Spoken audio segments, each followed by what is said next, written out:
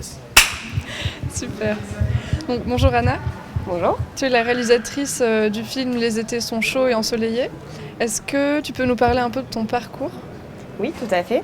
J'ai un parcours d'étudiante en cinéma. J'ai commencé ici à Montpellier, dans le lycée Jean Monnet. Et j'ai fait l'option cinéma et c'était un peu un hasard. J'étais censée partir à Clémenceau apprendre l'allemand. La classe ne s'est pas ouverte. Et donc je me suis retrouvée 2 semaines avant la rentrée sans savoir où aller. Et j'ai vu qu'on pouvait faire du cinéma à Jean Monnet. J'ai tout fait pour rentrer là-dedans. Et en fait, j'ai pas appris l'allemand, mais j'ai appris une autre langue qui est celle du cinéma. Et je remercierai jamais assez mes profs de ces années-là, parce que c'est grâce à eux que tout a commencé. Et voilà, c'était assez simple. Je suis rentrée en seconde et on m'a dit tu veux continuer le cinéma, il y a 2 choix, la FEMIS ou l'INSAS, qui sont 2 écoles de cinéma. Et donc j'avais ça en tête. Donc j'ai eu un parcours d'abord où j'ai fait un peu d'université, puis je suis partie faire un BTS audiovisuel en montage. Et à la suite de ça, j'ai passé les concours de l'INSAS, en montage aussi, à Bruxelles. Et donc j'ai passé 4 ans et j'ai fini mon master il y a 2 ans à Bruxelles, dans l'école de cinéma de l'INSAS, en montage. Ok, super. Et du coup, là, le film qui a été projeté ce matin au Cinémed, c'est ton premier film sur lequel tu es réalisatrice ? C'est mon premier film, c'est mon premier long métrage sur lequel je suis réalisatrice, ouais. Ok. Et donc c'est un film sur d'un voyage sur un voilier que tu as fait, du coup, il me semble, plusieurs fois avant de tourner ce film-là. Et c'était quoi, du coup, ton idée initiale, ta démarche au début de ce projet ? Alors effectivement, moi ce bateau et ce voilier, c'est d'abord une histoire de vie et d'amitié en fait, parce que c'est mon très bon ami Adrien qui, à 18 ans, a acheté ce bateau qui était une vieille épave qu'il a retapé pendant quelques années. Et après ça, tous les étés, on partait en bande de copains, voyager en Méditerranée. Et moi, en parallèle, je faisais mes études de cinéma. Et voilà, il y a eu ce voyage-là qui s'est passé en fait juste après que j'ai fini mon master. Et donc, comme je vous ai dit, j'ai fait moi du montage, donc je suis monteuse, donc souvent dans une petite salle noire, en train de raccorder des choses et de côtoyer énormément de réalisateurs et de réalisatrices. Et en fait, j'ai toujours eu un désir de réalisation, donc je me suis emparée de ce que je connaissais en fait, de mon réel, de ma vie et de ce voyage, en me disant c'est l'opportunité quelque part d'aller faire un film. Et en réalité, ça faisait quelques années que je partais avec un appareil photo, j'ai fait pas mal de photos, j'avais déjà un peu cette envie au fond de moi. Mais là voilà, c'était vraiment l'année où je savais que j'avais le temps, que l'année d'après j'étais libre et que donc j'aurais le temps de monter le projet. Et voilà, je suis partie seule avec ma petite caméra, le son dessus et en me disant que je montrais ça toute seule et voilà, de manière très indépendante, sans argent, sans scénario vraiment à l'avance, mais j'avais en tête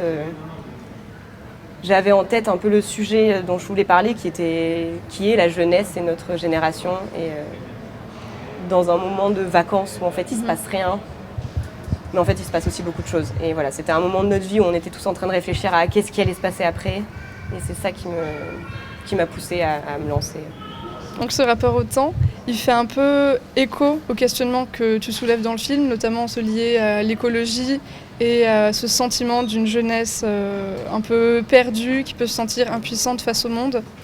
Est-ce que donc c'était une idée que tu avais déjà au moment du commencement du film, ou c'est venu tout au long du tournage ? Alors, c'est effectivement pas du tout venu au moment du tournage, puisqu'en fait, ça c'est la réalité. C'est vraiment, j'exprime en fait dans ce film ce que je vis moi en tant que jeune personne dans ce monde. Et ce paradoxe-là, de se dire que on est jeune, on vient de finir nos études, en tout cas moi c'était mon cas, et on ne sait pas où est-ce qu'on va en fait. Enfin là tout à coup l'avenir est grand ouvert, il y a toutes les portes qui sont ouvertes, elles sont toutes ouvertes, et d'un autre côté il y a cette question écologique où en fait quand on se renseigne un peu, on voit que petit à petit toutes les portes se referment et qu'on va quand même droit dans le mur, dans la manière dont la société fonctionne. Et donc effectivement ça faisait partie du film puisque je faisais partie du film, et mon regard sur ce que j'étais en train de faire à ce moment-là, c'est-à-dire de m'évader et de partir en voyage, me questionnait. C'était de se dire, d'un côté j'ai envie de prendre l'air, on a envie de s'amuser une dernière fois, on a envie de vivre loin de toutes ces dures réalités, de vivre loin du fait qu'on n'a pas de boulot, de vivre loin du fait qu'on ne sait pas quoi faire et que oui, on a beau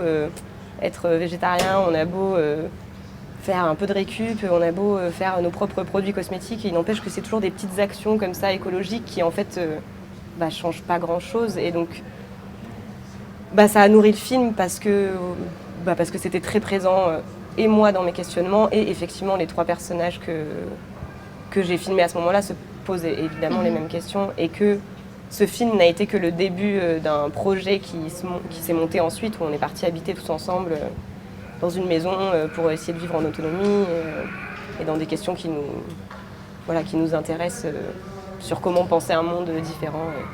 Et voilà. Ok.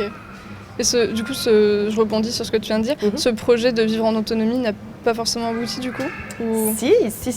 Ils sont à quelques kilomètres de Montpellier, au nord.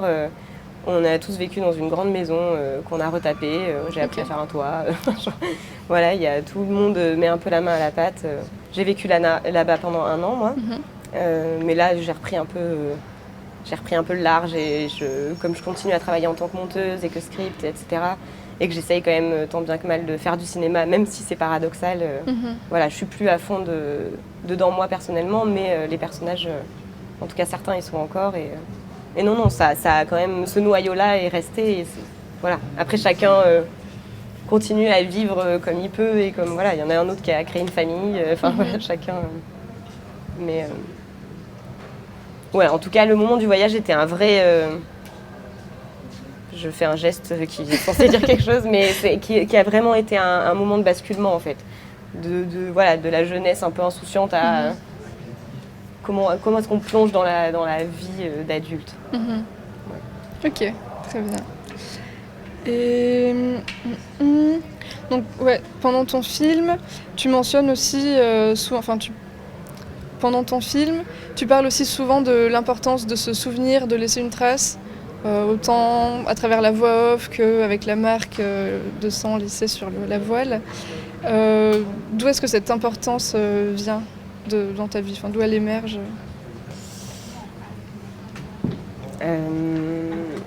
Franchement, c'est très difficile à dire, mais elle vient de l'intérieur de moi. Je pense après non, elle vient sûrement de ce qu'est le cinéma ou la photographie en général, ou même l'écriture. Je pense que la plupart des gens qui écrivent ou qui font des films ou qui font des photos, il y a quand même cette envie-là de laisser une trace. C'est inhérent à ce médium en fait, je pense. Et c'est en ça, quand je vous disais que j'ai appris une nouvelle langue, pour moi c'est une manière... le cinéma c'est une manière de m'exprimer, et une manière d'exprimer ce que je ressens, et ce besoin-là d'essayer de garder des petits bouts de la vie, parce qu'en fait elle passe très très vite. Voilà, je crois qu'il y a ça, juste typiquement personnellement. Et après, ça doit venir de quelque chose d'encore plus loin, qui est la première fois que j'ai une caméra entre les mains. C'est mon grand-père qui a passé toute sa vie à filmer, et qui gentiment me prêtait sa caméra de temps en temps. Et je crois que quand je le faisais, je me rendais pas compte de ça. Et quand j'ai commencé mes études de cinéma, j'ai commencé à retrouver ces vieilles vidéos, etc. Et ouais, c'est vraiment juste de l'ordre de l'émotionnel en fait. C'est que retrouver ces vidéos et me dire qu'en fait il y a cette trace-là qui a été faite parce qu'en fait il y a quelqu'un qui a pris le temps de prendre une caméra et d'appuyer sur REC et d'enregistrer et de sauvegarder quelque chose. Voilà, c'est des choses qui me touchent, et je pense qu'ils touchent pas mal de gens. On a tous la photo favorite. Voilà, je pense qu'il y a quelque chose de l'être humain. Je veux dire, on est ça, on avance parce qu'on se souvient, et on avance... c'est assez, je pense, utopique de croire qu'on vit dans le moment présent et qu'on est tous portés vers l'avenir. Je veux dire, tout ce qu'on fait est forcément en résonance avec ce qu'on a vécu avant. Ouais. Donc voilà, moi je sentais que j'étais au moment où ça allait disparaître en fait, ce qu'on était en train de vivre. Je sentais, j'étais déjà en fait pour moi c'était déjà fini, et donc j'avais envie de quand même le maintenir un peu. Je crois que tu as déjà un peu répondu à cette question tout à l'heure en parlant du projet de vivre en autonomie, tout ça. Mais est-ce que ce voyage, avec le recul du film ou pas forcément, a eu un impact sur vos vies ou sur votre manière de concevoir le monde, que ce soit par rapport à toi ou par rapport aux autres membres de l'équipe? Je commence par les autres membres. Bah, comme je le disais, effectivement, le voyage, il a été le point de départ. En tout cas, ce dernier voyage, déjà, a fait rencontrer Jean et Adrien qui ne se connaissaient pas. Et eux habitent maintenant ensemble et ont monté une scope et ils sont en train de monter un projet pour reboiser tout Montpellier, de planter des arbres pour aider la planète. Enfin, voilà, il y a vraiment des choses comme ça qui ont permis. Enfin, voilà, ce voyage a permis ça. Moi, je crois qu'il m'a juste permis de réaliser mon rêve de réalisation. Il m'a juste permis de me dire j'ai envie de faire des films depuis toujours et grâce à ce voyage, en fait, j'ai réussi à faire un film et jusqu'à il y a très peu de temps, enfin c'est une première en fait, le Cinémed, je l'ai jamais projeté avant et jusque-là, j'avais fait un film mais en fait, c'était des images et des sons collés qui étaient exportés dans mon ordinateur et qui attendaient gentiment d'avoir un public en fait. Et là, le fait d'être en festival, grâce en fait à ce qu'on a vécu, et ouais, pour moi en tout cas, ça m'a fait.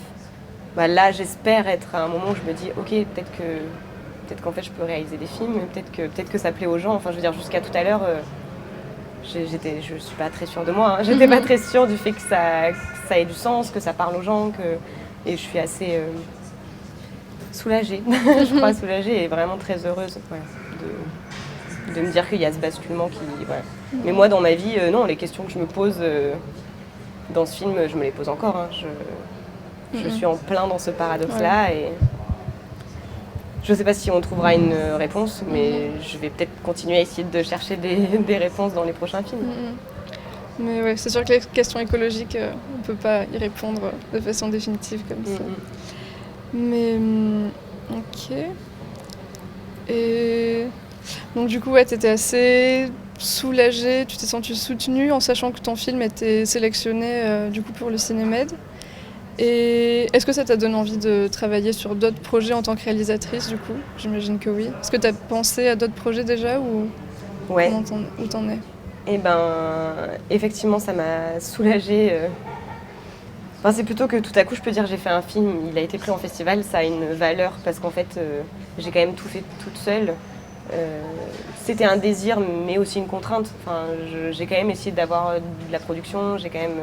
Et ça n'a pas du tout fonctionné. Donc j'ai vraiment tourné, monté, investi de l'argent, du temps, enfin voilà, tout.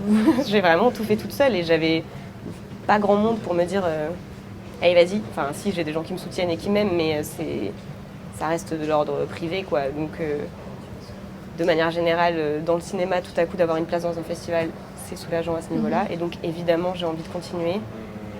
Je sais pas si je referai l'expérience comme ça. Est-ce que je vais repartir de manière indépendante ? Je sais pas, parce que d'un côté, ça m'a quand même laissé une liberté incroyable. Et ça a quand même bien nourri le film, parce que j'ai pu rester 2 ans en post-production. J'ai vraiment pris le temps parfois d'arrêter complètement de monter. Et en fait, je me rends compte aujourd'hui que c'était hyper nécessaire, parce que toute la voix que j'ai écrite, je l'ai écrite il y a quelques mois. Alors qu'en fait, le film était presque déjà monté. Et cette temporalité-là de ma voix qui parle longtemps après sur ce que j'ai filmé, au final, c'est ce qui fait un peu le film. Donc voilà, je me pose encore la question de comment je vais faire mon prochain film. Mais je sais déjà un peu où je vais aller. J'ai d'autres amis qui viennent de racheter un hameau abandonné dans les Cévennes et qui ont pour projet de retaper tout le hameau, de s'installer dedans, de vivre ensemble en essayant de répondre à ces questions écologiques compliquées et de proposer une autre manière de vivre. Et donc j'ai vraiment envie de suivre ce projet. Déjà, je vais le suivre à titre personnel et je pense que je vais... En tout cas, il y a ce désir-là en ce moment de me dire que mon prochain film, ça sera peut-être ça. Voilà. Okay. Après, ce sera peut-être autre chose, mais j'ai ça qui me... Ok, donc tu continues dans la lancée écologie Je pense. Enfin, je me suis retrouvée assez à l'aise de travailler comme ça, en fait. Je me sens légitime de travailler avec des gens que je connais. Je